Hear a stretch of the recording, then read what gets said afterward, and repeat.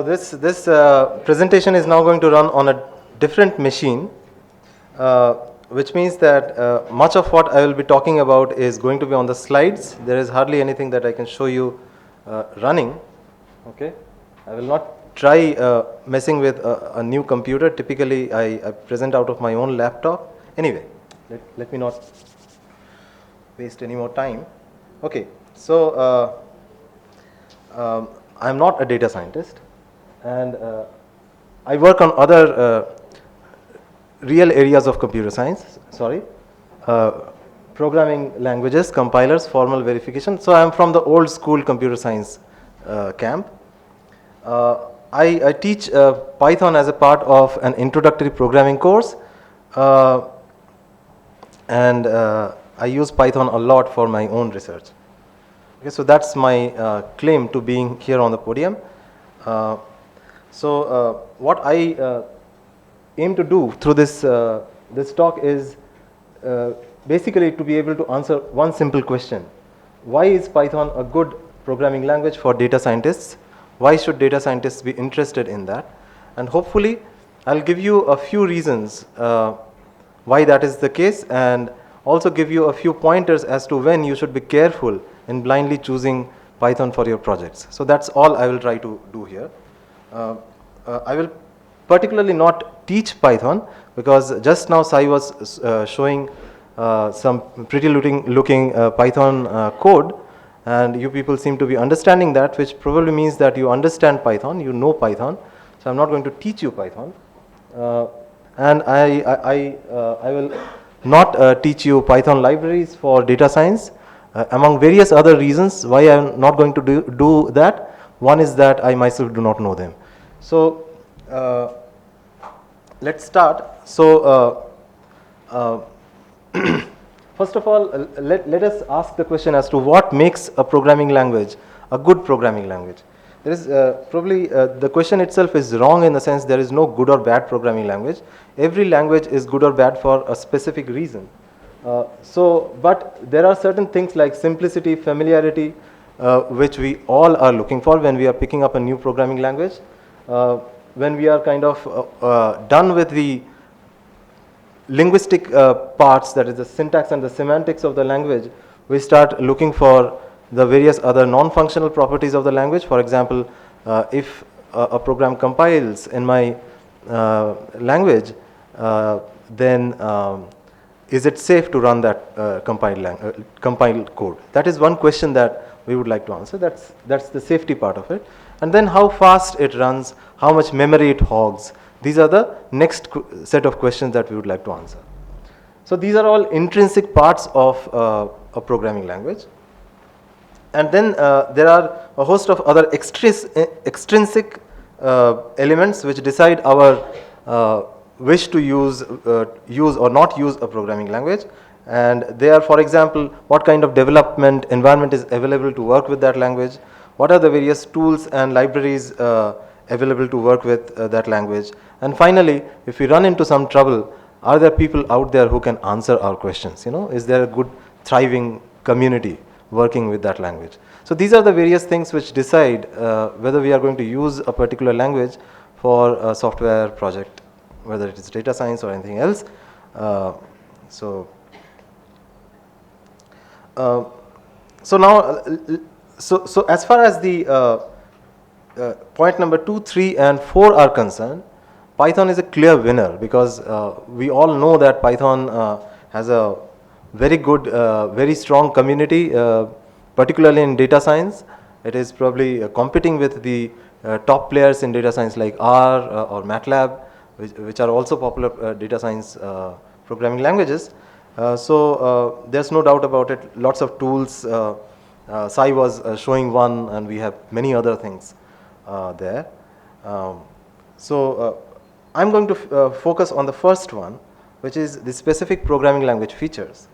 Okay, because that's what I work on. So the first thing that I want to point out to you is the fact that Python is an implicitly typed programming language, and what do we mean by implicitly typed programming language? It means that we, as you can see, we are defining a variable here, and we are not telling what type it is.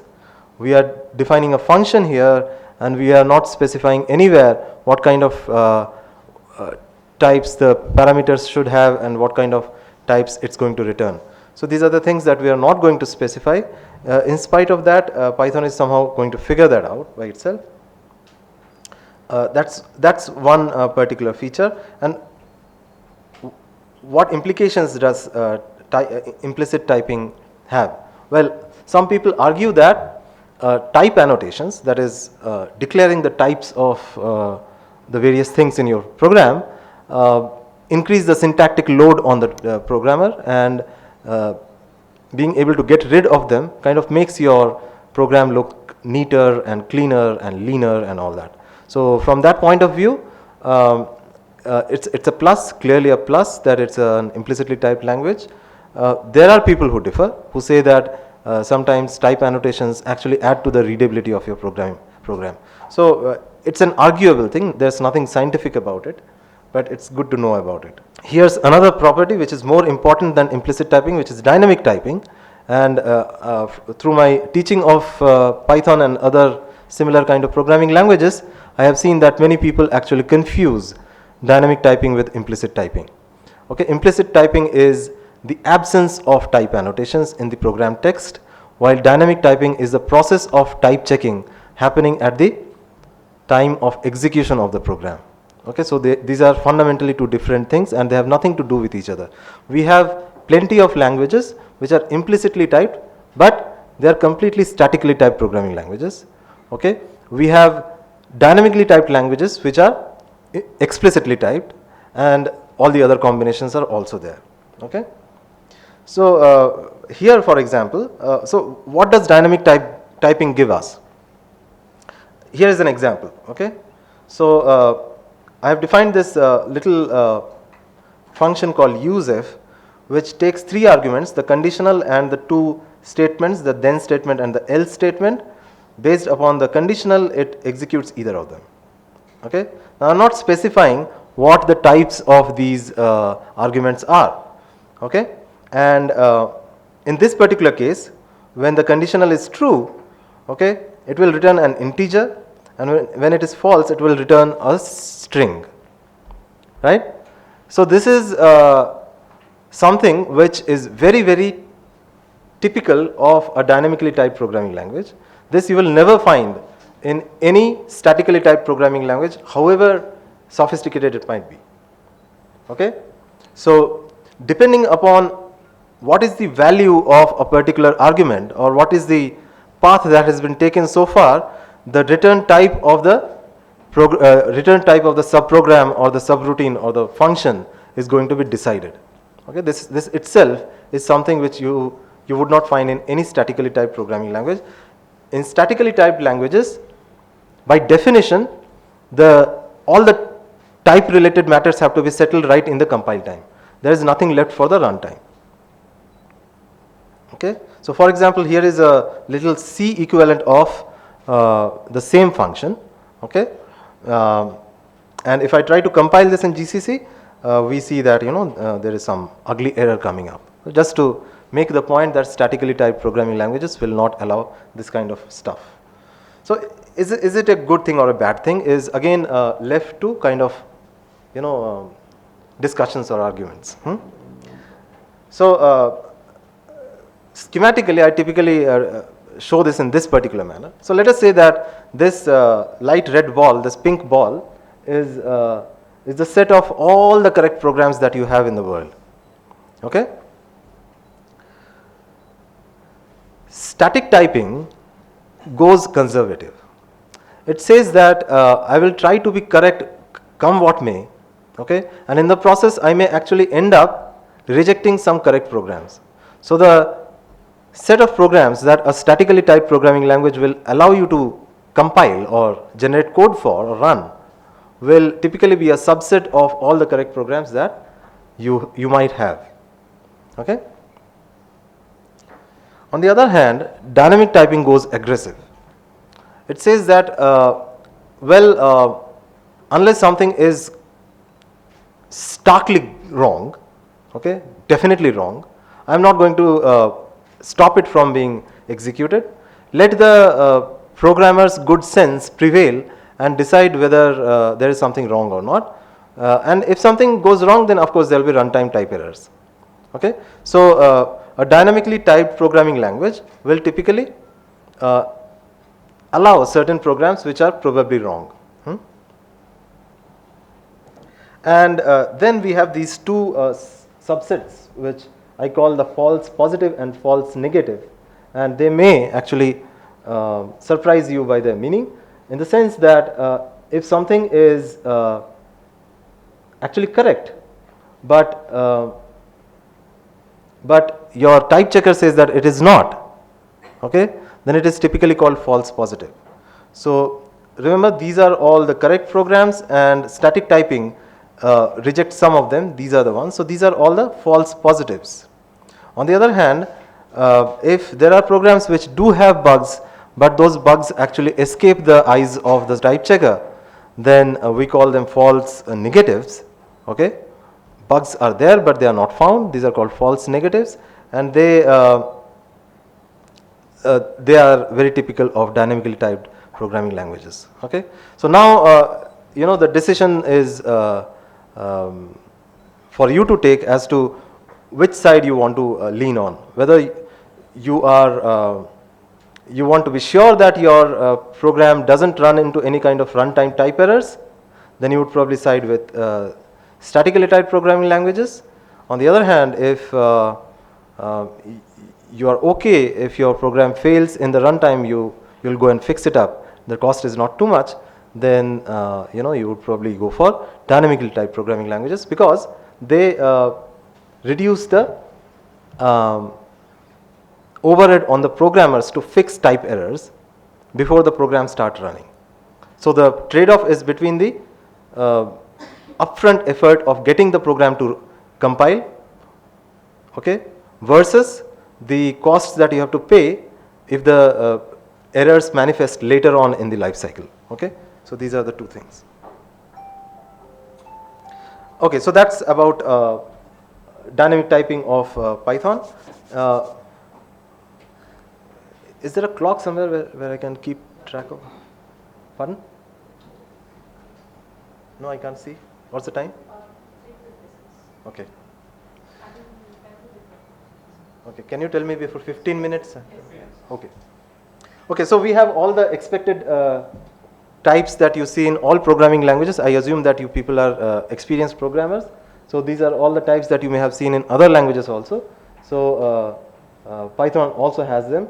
On top of that, it has got these three interesting containers: the lists, the tuples, and dictionaries. So let's kind of spend a few minutes on each one of them. So lists are good for representing sequential data of variable length. Okay, and once you have a list like this, okay, this is how you define a list. You can add values to the end of it.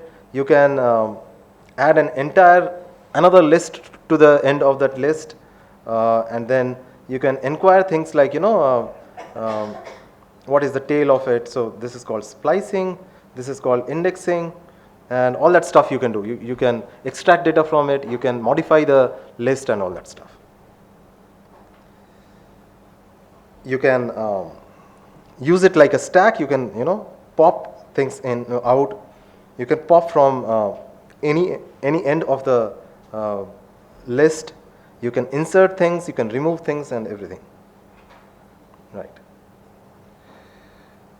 One interesting thing about Python lists is that they are heterogeneously typed lists, which means that there is no such restriction on you that all the elements of a list should be of the same type. Okay. Again, had it been a statically typed programming language, it would have been impossible. Okay.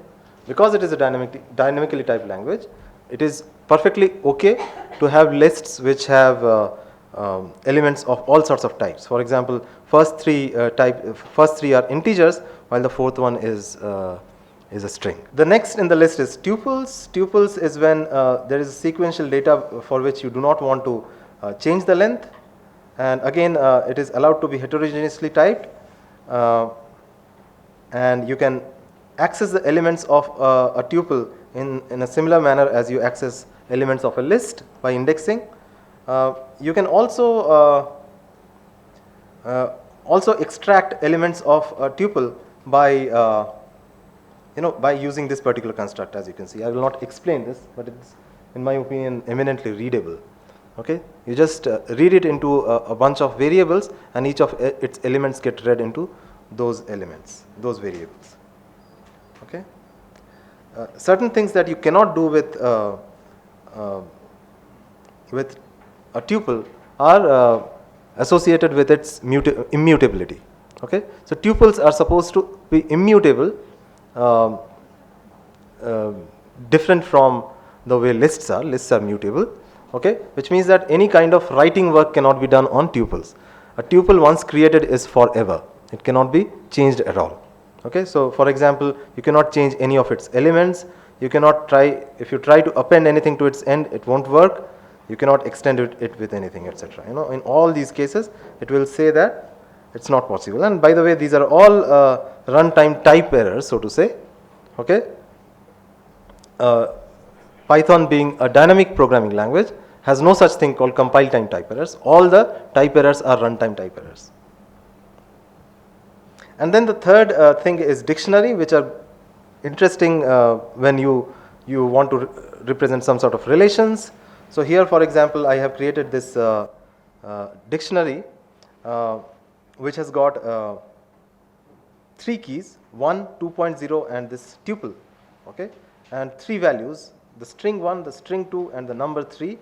And as you can see, these are all key value pairs, okay, and there is no restriction on the types of the keys and the values.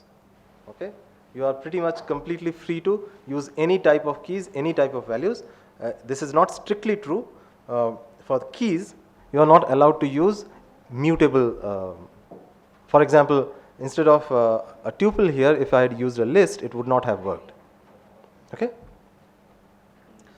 Please feel free to interrupt me wherever you feel there is need for a clarification. I would be happy to answer your questions. Accessing elements from a dictionary is very similar to accessing them from a list. All you have to do is, use this indexing operation. But the interesting part is, as you can see, there is no restriction on the type that you use for the index, obviously, right? So index could be of any of those types of which the keys are. You can do mutations with dictionaries. For example, if a particular key that you are trying to write into does not exist already, then the corresponding entry to that map will get created. Okay. On the other hand, if it already exists, one already exists, as you know here, okay, and you try to write something into it, then that particular value will get changed. Yeah.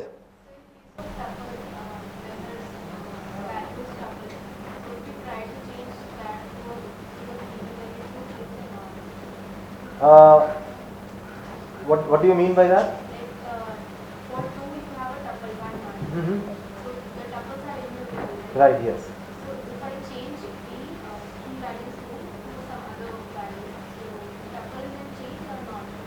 No, the tuple will not change. Okay, so here in this particular example, the key is a tuple or a tuple. Both are correct. And you are not making any changes to that. If you access something through that, you are not really going to make any changes even when you are writing into that value.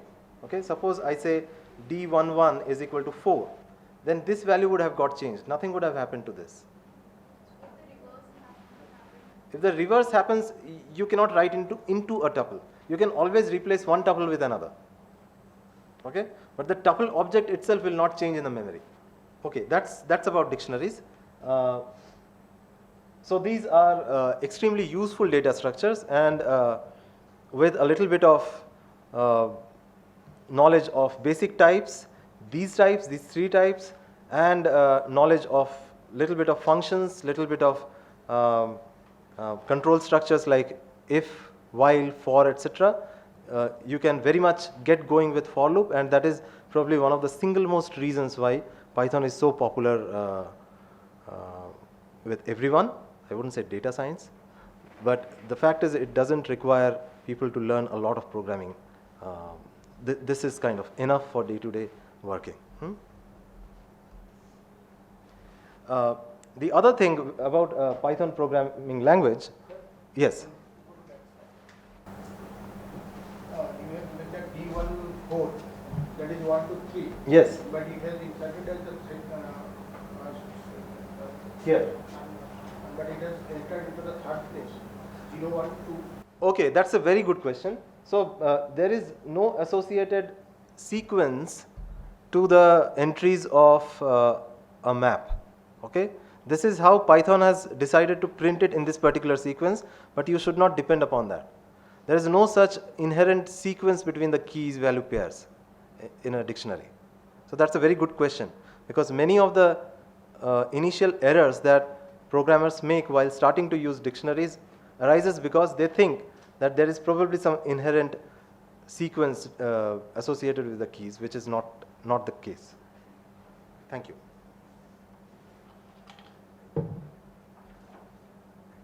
Okay, functional programming. So how many of you have done functional programming? Which languages have you used? Python, is it? Apart from that? Java doesn't have functional programming. Yeah, so these are not functional programming languages. Functional programming is probably many of you would probably be seeing functional programming constructor for the first time now, and many of you who probably think certain things as functional programming will be in for a surprise, because functional programming is often something completely different. Okay. C# has lambda functions, Java 8 has lambda these days. Yes, so these are functional programming features which have been introduced to traditional programming languages. So I will just tell you what functional programming features are there in Python.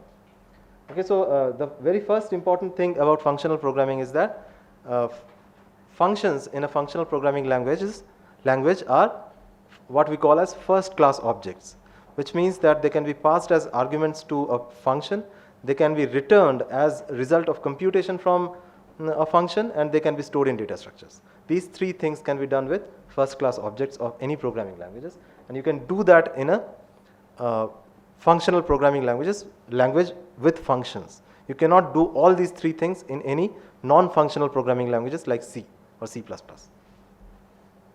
Okay. The other, pardon? R also has functional programming. Yes, R has functional programming. The other thing is that functional programmers and functional programming languages abhor side effects. They try to avoid it at all cost. By side effect, what we mean is mutations on any sort of global store. If you have a value x and you try and overwrite its already existing value, that's called side effect. And that is a very typical feature of what we call as imperative programming, which all the other programming languages fall under, even Python. Okay.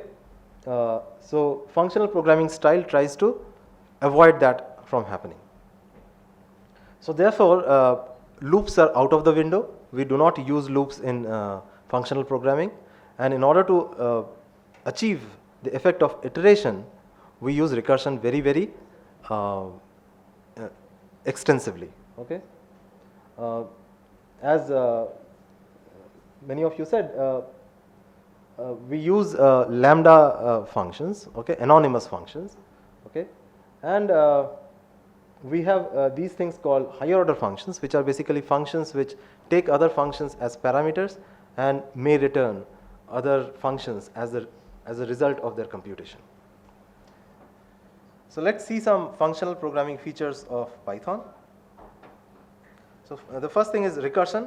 So here I have just implemented the sum function, which is already a library function. I've implemented that using recursion. So I have not used a typical for loop which you would use to implement this function. I've used recursion. Okay. So for example, here I just add the first value with the sum of the rest of the values. Okay. Very simple idea. So it functionally is equivalent to its imperative twin. So why recursion? Well, recursion is a very good it's a very good divide and conquer strategy. When you are trying to break your problem into smaller things, smaller subproblems, then recursion always, not always, but most of the times is a better option than thinking in terms of a loop. Okay? Mathematicians particularly love it, and that might be one reason why, as data scientists, you would be interested in functional features of Python, because data scientists are closer to mathematics in some sense. So there's this popular saying in computer science community that to iterate is human and to recurse is divine. Okay, so Python unfortunately is actually an imperative programming language. It's natively an imperative programming language, a procedural programming language. You are not supposed to use recursion so rampantly as in functional programming languages, where there are a lot of optimizations associated with recursion. Here those optimizations are not there, and therefore a recursive implementation may not be particularly efficient or scalable. But it may still be a good idea to think recursively, implement the basic initial implementation, and once you have proved your concept, translate it into an iterative or imperative equivalent. Okay, so first class objects, what do I mean by that? So here, for example, what have I done? Yeah, so what have I done? I have implemented a function called add, which just adds two values. Then I have used it like as if it's a value, okay, assigned it to another variable, f, and then have used f as if f is a function. Okay, so what I'm trying to demonstrate here is I am really using a function as if it's a data. I'm not giving it any different kind of a treatment. Okay, that's the basic idea. You will see a lot more than this in the next few slides. Okay, so what's lambda? Lambda is basically a single line function which doesn't have a name. So if you want to basically use a function, define a function, use it and throw it away, then lambda is the way to go. So you don't need to give it a name. It will just have its arguments and its body, and you can go ahead and apply it the way I have done it here. So here I have defined a lambda and used it on two arguments, 2 and 3. Okay, so 2 goes to x, 3 goes to y, and out comes 5. Okay.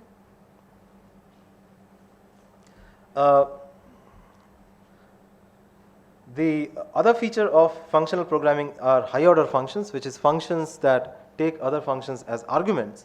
Okay, so just to give you an example, I am going to talk about this library function called map. Okay, so I have defined a function double, which basically takes a value and doubles it. Okay, and then I have called map on a list. So this library function range, so range 10 will give me 0, 1, 2, 3 up all the way up to 9. Okay, that list will be returned here. So you can imagine that list here sitting here, 0 to 9. So I pass two arguments to map. One is a function double, which is this, and the other is a list 0 to 9. Okay, and what does it do? Map applies double on each of the elements of the list that has been passed as a second argument. Okay, and then whatever comes back, which is again a list, is returned. Okay, so as you can see, each of the elements of the original list, which is 0, 1, 2, 3 up to 9, has been doubled. So if I find it cumbersome and annoying to define these little functions which I want to pass to my higher order functions, and that's all they do there, then instead of defining them like this, I can use lambda, and that's much more powerful and cleaner way of doing it. Okay, so here instead of using double, I have defined a lambda which does the same thing. Here I have defined a lambda which squares the value. So here I get 2, 4, 6, 8. Here I get 1, 1, 4, 9, 16, which are the squares of each of the elements. So the third higher order function I want to discuss is filter. Second is filter. So it's exactly what you understand by filter. It it removes some values which you do not want and retains some values which you want. So so what do you do? So the second parameter, second argument to the filter function is a list to which you want to apply the filter, and the first parameter is the criterion in the form of a function which you want to apply on that particular list. So here, for example, I have created the list 0 to 19, okay, by using the range function, and then applied this particular criterion, which basically says that it should be an odd number. Okay, so if its modulo divide with 2 is 1, okay, non-zero, then it's an odd number. Okay, and then you see that it gives you a list which contains all the odd numbers of the initial list. Okay, then we have this third higher order function, which is reduce function. Okay, you basically apply some operation on all the elements successively and reduce it to some single value. This is also often known as fold function, okay, in more mathematical terms. So here basically I am just summing up the elements of the list that I am passing here. So 0 to 9, if you sum them up, you will hopefully land up with 45, and that's what we get as an answer.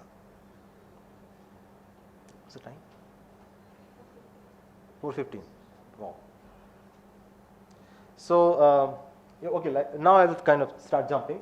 So we can combine these things very powerfully and make very succinct and compact programs. Okay, and that's the beauty of functional programming. There is a syntactic sugar called list comprehension, which basically is a more reader friendly, more readable form of the higher order functions that I just showed to you.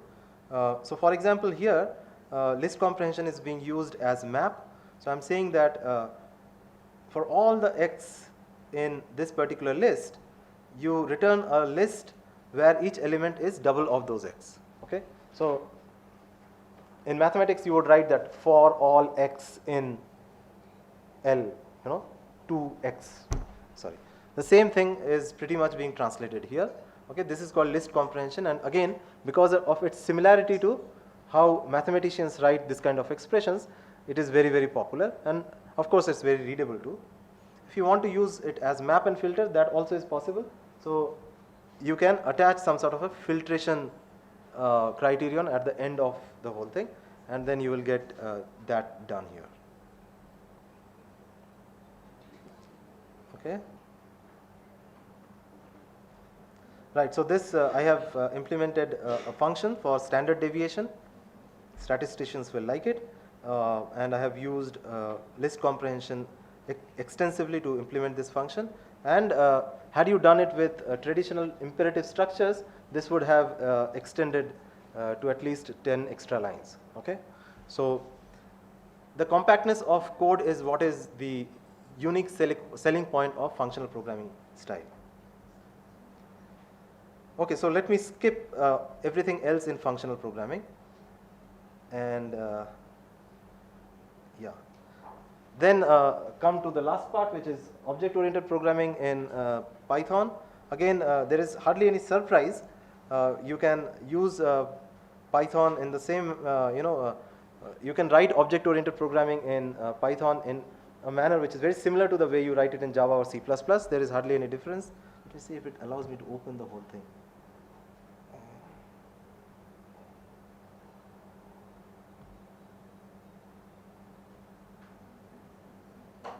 I don't know. Okay, let me not mess with it. So there's a piece of code which contains a complete example. So I'm not able to open it here. No problem. So right. So summary of I'm not. So basically I'm completely hand waving myself. Just summarize object-oriented features of Python. It has expected stuff like classes, objects, inheritance, and polymorphism. It has something called mixins, which are missing in statically typed object-oriented programming languages. But these are similar to what we call as abstract classes or interfaces in static languages. It allows multiple inheritance, and it has a very funny feature called duck typing, which again is kind of controversial, very specific to dynamic programming languages, and is very powerful, flexible, and extremely risky. Okay, so what are the disadvantages of object-oriented features of Python?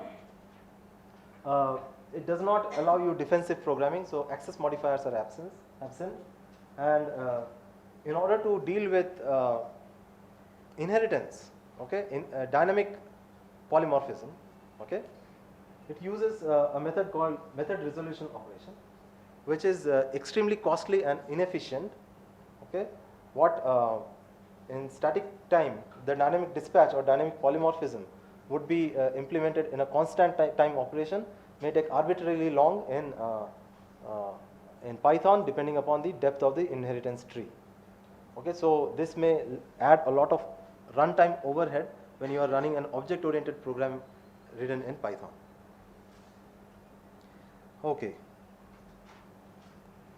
Wow, I'm almost done.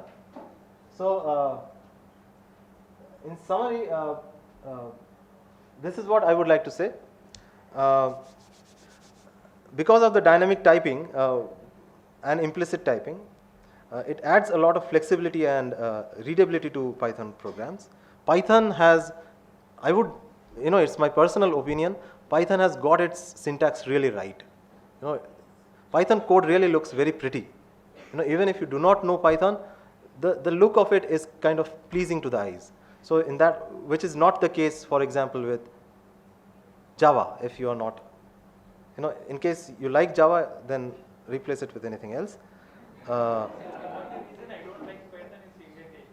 Indentation. So indentation is kind of, by the way, indentation is there because they think that it reduces the number of lines that are required to kind of decide the blocks, but I agree with you.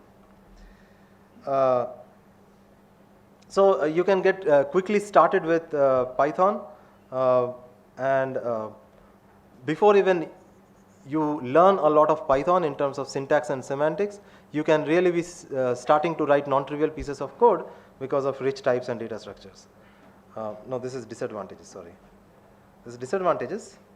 So disadvantages is that, the same thing which adds flexibility adds vulnerability to your code.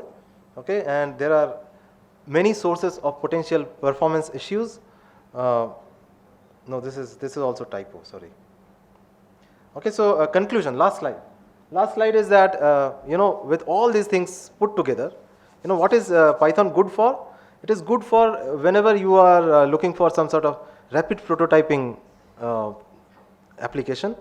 You want to quickly get started, and you don't necessarily want to maintain it for a very long time. If you are doing data science experiments, data crunching experiments, you don't necessarily want to write long piece of code, and you want to do some sort of automation script. The things that you typically used to use shell script or Perl scripts earlier, Python is equally good for them. Okay, where you would probably want to be a little careful is when you are implementing a safety or business critical application, where the cost of failure is very, very high. When there's a lot of performance issues involved, so if you want your program to be lightning fast, then you probably would like to reconsider your decision to take Python. And if you are really writing a very large piece of code, which by that I do not mean to say 10,000 lines, 100,000 lines, or even 4 million lines of code. What I mean to say is hundreds of millions of lines of code or many billions of lines of code. That's when you would really want to not use Python. Okay, so that's kind of the actionable decision making points that I wanted to give you, and I think I'm done with my. Thank you.